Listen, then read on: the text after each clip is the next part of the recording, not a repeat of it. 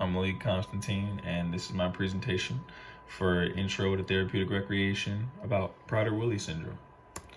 So Prader-Willi syndrome is a rare genetic disorder. It affects about 1 in 15,000 babies, and there's a number of physical, mental, and behavioral problems that come along with this. And since it is genetic, it'll start very early on. You get it before you're born, but you start to see a lot of the effects around age 2.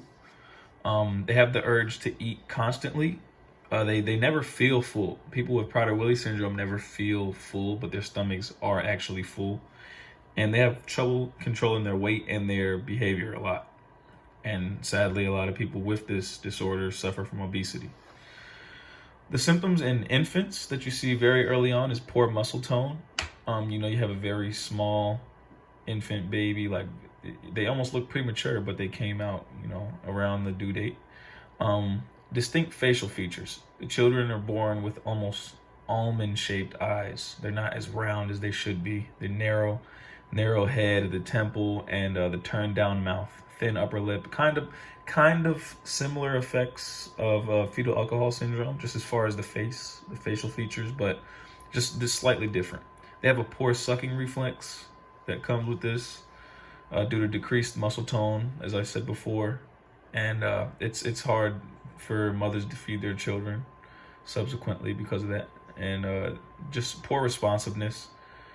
As an infant, they may seem overly tired, the response poorly to stimulation, have a hard time waking up. And there's a lot of symptoms, as you can see, upon early adulthood and adolescency, but the main ones that I saw that I really just want to point out are the food craving and the weight gain, and the cognitive impairment. So when you're an adolescent, you're going into middle school, elementary school, high school, and you can't stop eating. You literally cannot stop eating. It's going to lead to obesity. A lot of people know obesity is linked to depression, and that's a big problem in our society. Cognitive impairment and the delayed motor development. You can't participate in sports. It'll be very difficult to participate in sports, and you're hindered as an adolescent, and it sucks. It's hard because sports is a huge part of our society, and it was a big part of my me growing up, and I just can't imagine my life without being able to play sports. Of course you can enjoy it, but who doesn't want to be able to go outside and just play basketball with your friends at recess? So those are a couple of the big ones that I thought were important. And the causes, as I said before, it is a genetic condition, so you get it from your parents. I am not inclined to talk about all the genotypes and all the chromosomes and stuff, but it's on chromosome 15.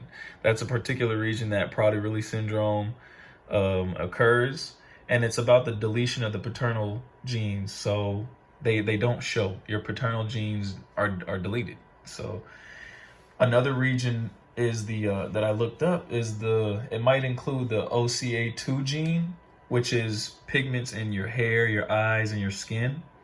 The deletion may come around there as well, and that's why people have these problems with their skin, their eye color, the shape of their face. But the causes of this are genetic. So your paternal genes on chromosome 15 they're missing.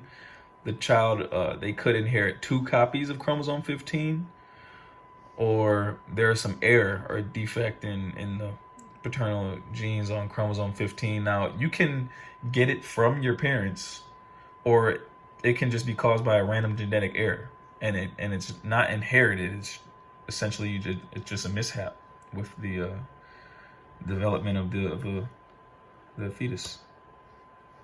Now, the importance of therapeutic rec with people with Prader-Willi syndrome is, as I said before, you have it your whole life, so you are used to it, but it's just, you see everybody growing around you. They're growing faster than you. They can do things you can't do at your age, and there's specific programs that have been implemented to ensure patients suffering from this are accommodated for in the recreation and the leisure field.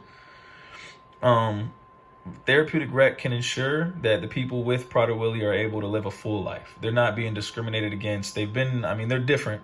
There's no doubt about that. Like they're just different. They age different. So like people might look at them, differently, and this will help them not feel discriminated against. There are other acts I'll talk about later, like the ADA. They help legally. You can't discriminate against people, but I mean, the world we live in. You're gonna get some kind of backlash from this. So therapeutic rec helps with that, and it helps accommodate for all the needs and wants that somebody might have with Prader-Willi.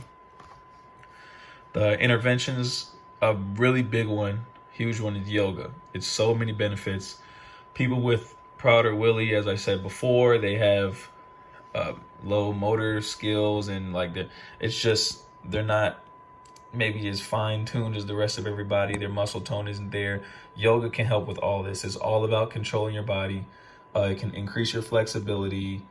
It can, help you reduce weight. You're using your muscles when you do yoga, but at your pace. It's at your pace. There are different levels to the type of yoga you can do. It'll help reduce stress. And, when you're not as stressed, it'll improve your sleep quality. So there's just so many benefits that come with doing yoga, especially for people with Prader-Willi. So therapeutic recreational therapists, they use yoga a lot for people with Prader-Willi, and it helps. And this is just continue the people with Prader-Willi that have problems controlling their behavior. So another thing could be arts and crafts. You can, in something like arts and crafts, you'll just get lost in what you like because it's all about you.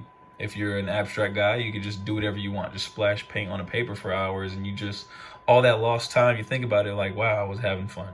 You don't have time to think about, like, it's not about, oh my gosh, I can't do this. This isn't working. It's all about you and what you want to do when you're participating in arts and crafts. So I think that's another good one as well. And these are the legislation acts I was talking about earlier. And it's just essentially the ADA is in your community. What you can, like, legally, people cannot discriminate against you. The Rehabilitation Act is about national. I think that's like on a national scale, just to break it down a little bit more. And then the last one is all about education. You're entitled to a free public education. And that's a free, appropriate public education, but still, appropriate is a little gray. I feel like that's subjective, but still it's about free public education for those with Prader-Willi. You can't get discriminated against. These are three really good bills passed, and I agree with them. These are my sources.